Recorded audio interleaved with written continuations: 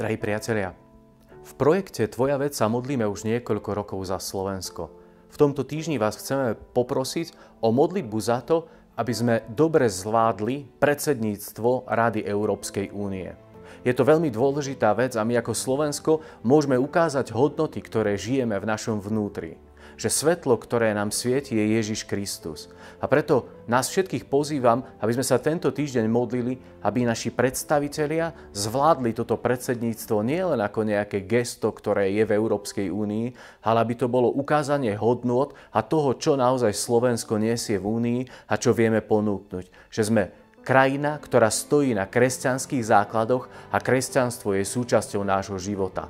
To, aké svetlo budeme vydávať aj počas nasledujúcich 6 mesiacov, je aj tvoja vec. A preto sa modlíme spoločne.